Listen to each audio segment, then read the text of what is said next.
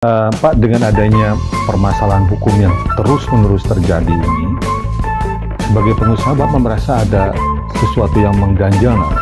Mengingat pengusaha kan perlu kepastian hukum untuk menopang rencana bisnis. Ya, saya kira ada dua ya. Pertama, dari segi any bisnis. Indonesia ini, kalau kita perhatikan Indonesia hari ini, what's wrong sama kita? Kenapa ekonomi kita nggak maju seperti yang lain gitu? Padahal kita kekayaan alamnya luar biasa. Karena kita tidak punya teknologi. Gitu. Kalau kita punya teknologi, kita akan jauh lebih cepat berkembang gitu. Kita punya, itu kan tergantung investor asing, gitu. Karena kita nggak punya teknologi. Kita nangkap ikan sendiri aja nggak bisa. Orang lain nangkep ikan. Itu kan teknologinya nggak ada.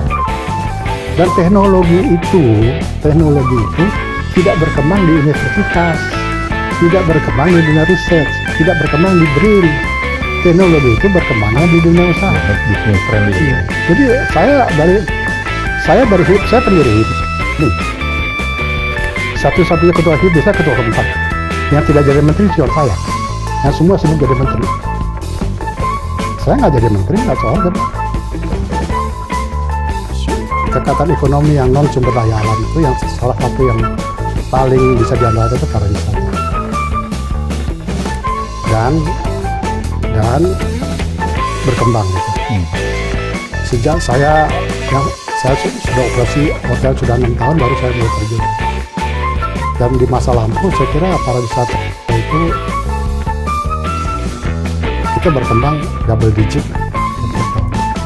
Kita termasuk the fastest growing industri pariwisata Indonesia.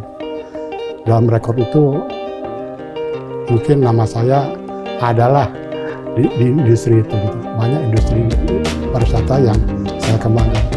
Hari ini juga industri pariwisata menurut saya barangkali baru 10% dari potensi yang dikerjakan. Masih terbanyak. Pak, di era itu Hilton seperti apa Pak?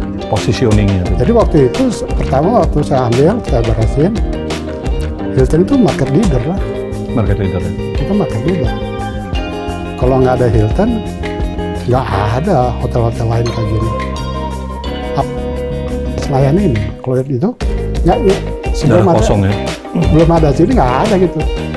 Pendapatannya dari mana? Pendapatan dari sekolah nyupir gitu.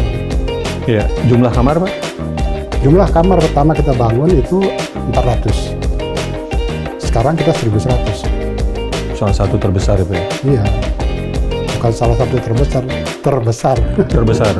Nah, kontribusinya mungkin Pak, pajak atau... Iya, oleh karena itu saya kira kalau beberapa bulan lalu saya mendapat penghargaan dari KAI gitu. Kita pembayar PB1 yang terbesar.